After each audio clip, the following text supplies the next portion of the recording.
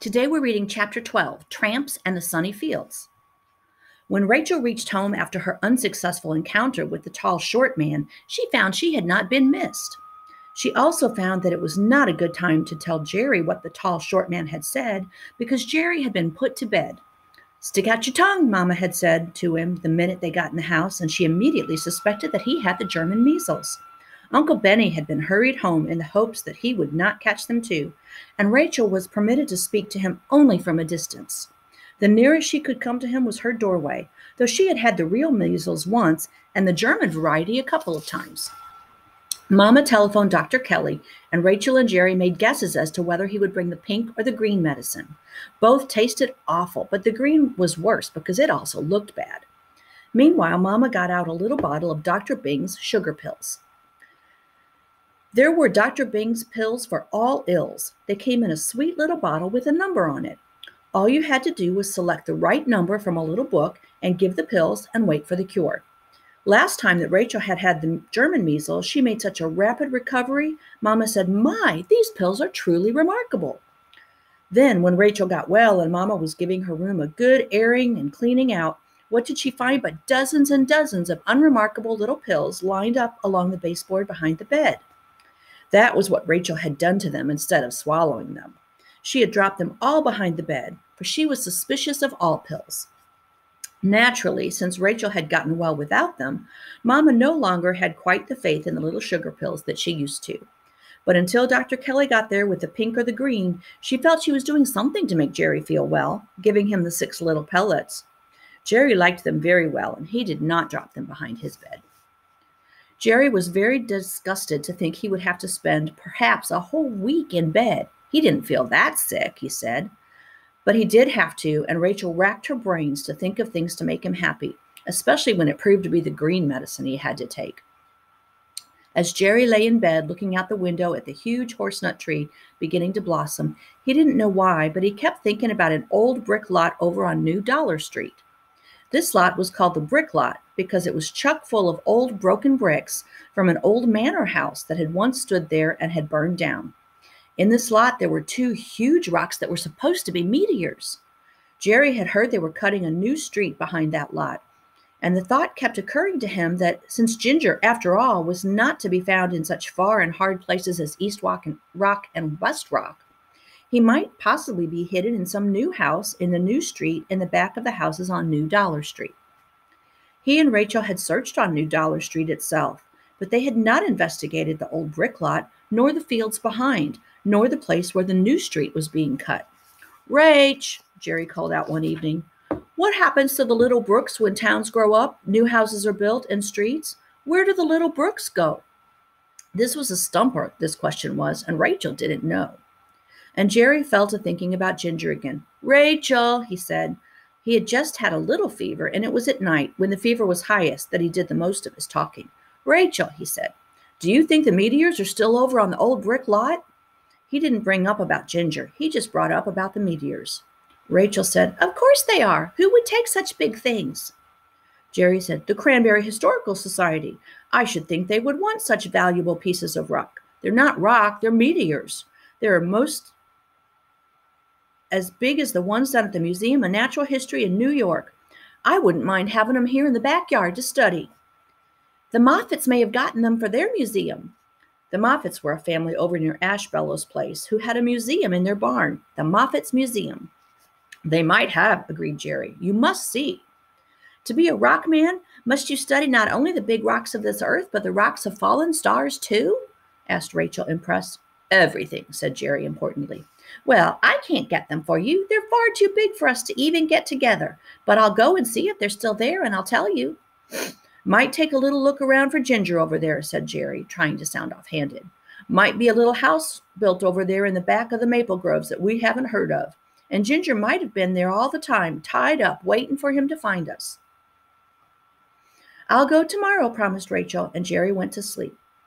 Before Rachel fell asleep, she thought she might be a better finder of Ginger if she joined the Brownie Scouts, as Addie Egan had been urging her to do for some time.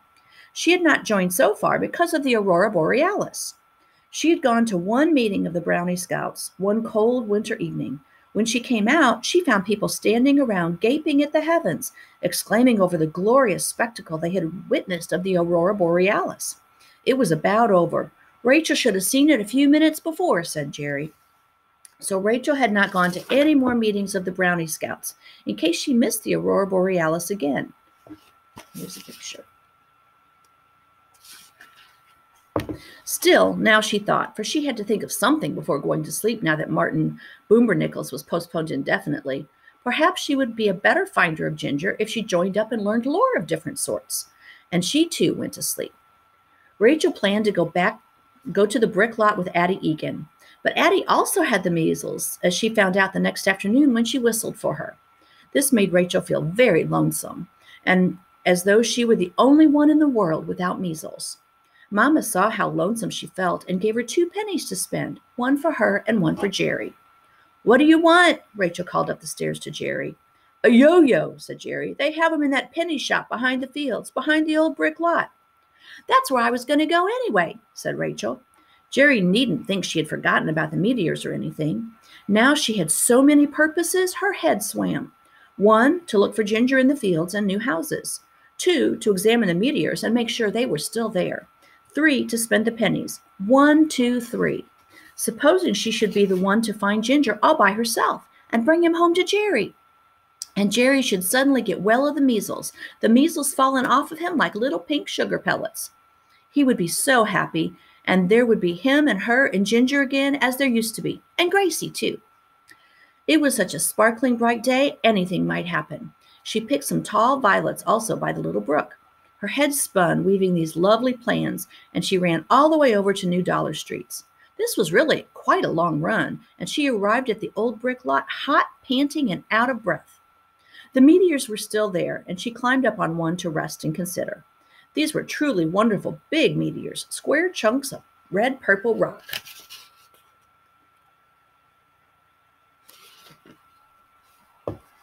It was something astonishing to think that 2 pieces of star would break off in such neat, perfect rectangular-shaped blocks and land right here side by side in the old brick lot. It was lucky they had not landed on the yellow house next door, where once the Moffats had lived. Some grown-ups had the idea that these rocks were not meteors at all, but were parts of the foundation of the huge brick manor house that used to stand in this lot. But all the children knew better than that. They knew the rocks were meteors, part of a star that had come shooting through the air and landed here. It was surprising a fence had not been put around the meteors, as around Judge's Cave. Souvenir hunters might begin chipping them all away. Rachel examined the meteors all over to see if she could find a little piece of mica for Jerry. She did find a tiny speck shining in the sun, and she chipped this off and put it in her pocket for him. She didn't think she was in a class with souvenir hunters who would chip away the whole thing, for mica was something extra that was added, not the meteors themselves. It was Rachel's intention to bring home plenty of treasures to Jerry. She found an interesting rock and put it in her pocket, hoping it was quartz. She still didn't know whether a rock was quartz or not, but then she was not going to be a rock man. She was going to be a bird man and help Papa. She was already a member of the Audubon Bird Society, and she always wore her button. She had it on now. In the brick lot and beyond, in the broad sunny fields, a deceptive quiet prevailed. The quiet was of the sun and the sky. It was not a field quiet for crickets and grasshoppers, or making a racket and jumping all over the place. Rachel sat on her meteor, listening to the sounds of the insects and turning her 2 Indian pennies over in her moist palm. Though it was only May, it was hot as the hot height of summer. The fields with their multitude of restless insects stretched far and wide. They were carpeted with tall field grass, which later on would, she knew, reach above her waist. Sturdy field flowers, Indian pipe, stargrass, and sourgrass, with butter and eggs, daisies, and even buttercups beginning to blossom, made a varied pattern. Rachel jumped off her meteor and wandered unevenly across the flashing sunny field that led eventually to the toy store. She would have liked to stop and gather an enormous bouquet for Mama, but gathering a big bouquet was not in the 1, 2, 3 errands she had for today. Ordinarily, when she and Jerry came over to this field, they picked such big bunches of flowers they could hardly hold them. It took 2 fists.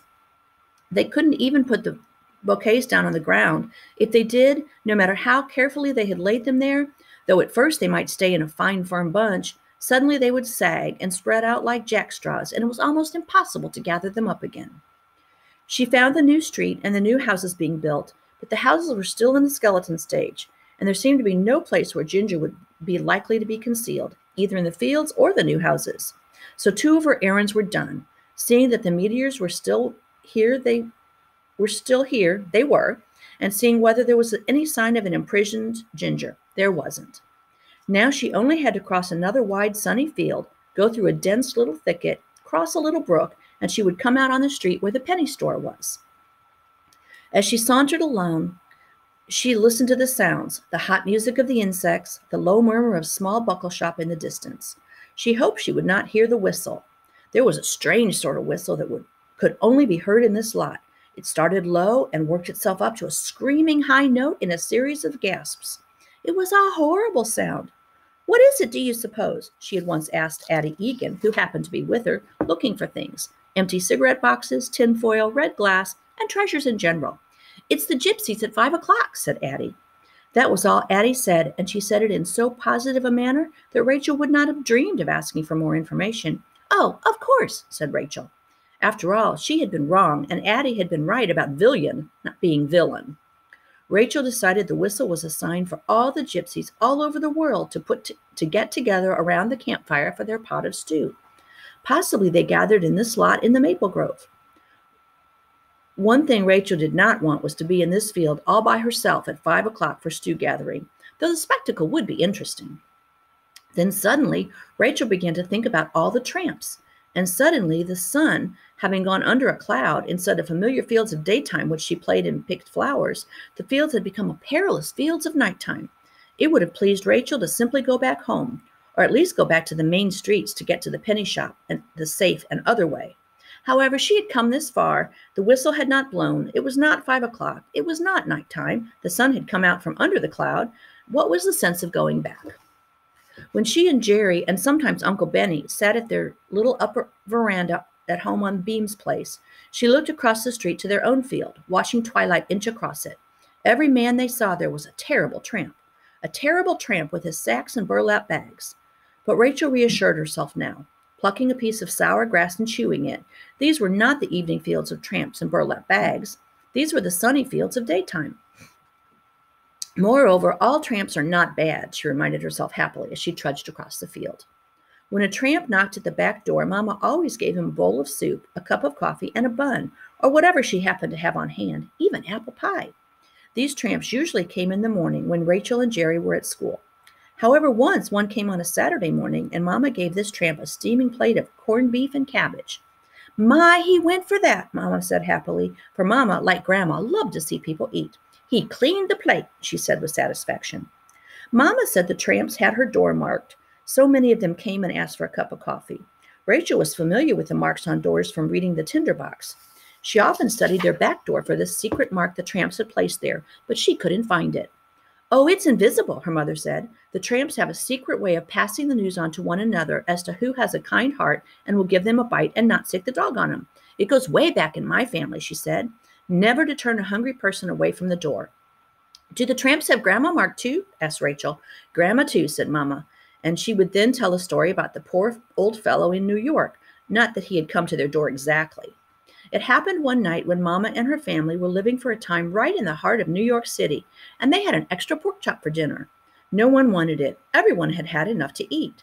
The chop was brown and crisp and fresh, and it was a pity not to have eaten it up immediately while it was so good. That was what they thought. So Mama, this happened just a few years before she met Papa on the escalator, put the chop on a clean paper napkin, carried it downstairs, and laid it carefully on top of the ash can. "They pick up your ashes and garbage every day in New York," Mama explained. "You have these big cans to put your rubbish in, and by morning, presto, your rubbish had been removed. Not like this town where you have to pay for everything."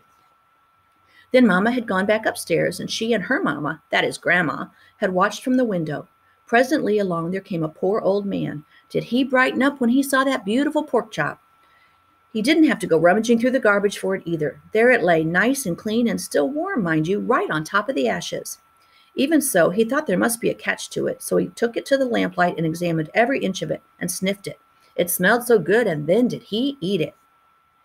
Every time Rachel ate a pork chop, she thought about the poor old fellow that had, and she thought about the one the poor old fellow had that he hadn't had to rummage through the garbage for, and she wondered if hers tasted as good. It seemed to her his was the best pork chop there ever was, the way it was told. Those tramps, the one who came to the back door for a cup of coffee and the pork chop tramp, happened to be good ones. But there were bad ones too, her pounding heart reminded her as she entered the dark woods, leaving the sunny fields behind. Do you remember Grandma Lois? Her mama used to feed the tramps from the back door, and she knew they had their back door marked too. Isn't that cool? If you ask Mama, she'll go out on the internet and she can show you the different signals and signs that the tramps used when they marked people's houses. Okay, back to our story. The woods were hushed, but already she could hear the tinkling music of the swift, clear little brook at the end of them. After the sunshine, it seemed very dark in the woods, but Rachel didn't run because running, she cautioned herself, makes you scared. And she picked her way quickly over the roots and rocks that covered the path. Here's a picture of the man getting the pork chop from the ash bin. But then, had thinking about tramps made a tramp appear? Just thinking about shooting stars sometimes made a shooting star appear, or a four-leaf clover under a patch of threes. Anyway, there was a tramp lying under a tree on the side of the path, halfway in the thick bushes, his hat over his eyes. Rachel stopped short. Was he asleep? She moved on quickly but softly, hoping he was really asleep and not merely pretending in order to grab her and put her in the burlap bag his head was resting on. She hoped, too, he was one of the good sort of tramp who knew about the mark on her back door and on Grandma's door, and how the marks went way back in her family, probably to Great-Grandma. And here he was, this good sort of tramp, just taking a little nap. As Rachel tiptoed past the sleeping tramp, she tried not to think of the burlap bag tramps about whom she and Jerry made up scary stories. She tried to think only of the pork chop tramp. Nevertheless, her heart did pound, and when she was well past him, she broke into a wild run, leaping across the brook without stepping on the rock steps.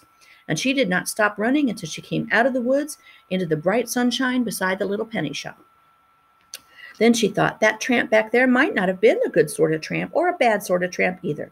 He might have been the mysterious footstepper, the unsavory character.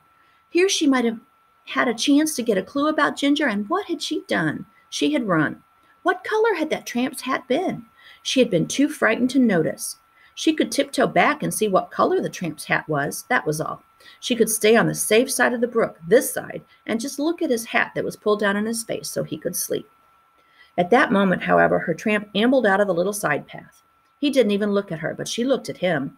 He didn't look at all like her and Jerry's villain, and she saw that the hat was black. It was not an old yellow one like Unsavory's at all. This was a great relief, for if it had been yellow, how would she have ever got to see whether or not it had the red mark inside the band that the perpendicular swimmer had put in the real hat? Thank goodness this tramp was very likely of the coffee cup variety, and not the sort who would steal Ginger. Anyway, Mama had said the person who stole Ginger was probably not a tramp at all, but an unsavory character. So Rachel could really skip all the tramps if she saw any more of them.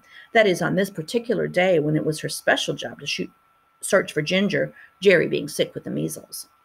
Rachel went into Mrs. Tally's penny shop, and after buying the yo-yo for Jerry, she stood before the little glass showcase for a long, long time.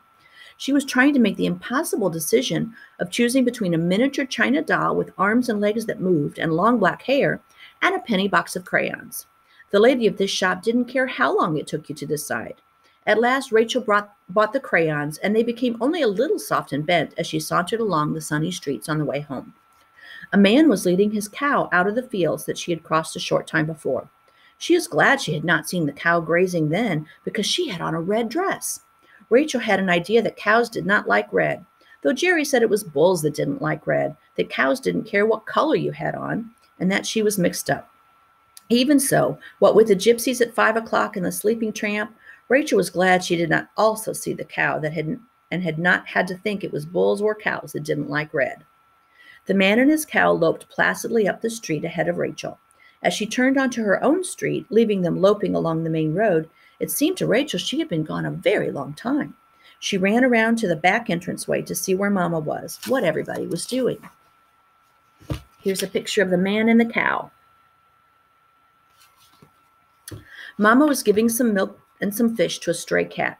Do cats also have a mark on our back door? Asked Rachel. Mama laughed and kissed Rachel and stroked her hot forehead. It does seem so, doesn't it? She said. Cats and tramps and what else? Asked Rachel. Mama laughed. Call in Mr. Pie, she said, the way they always did when they couldn't find a logical answer to a question.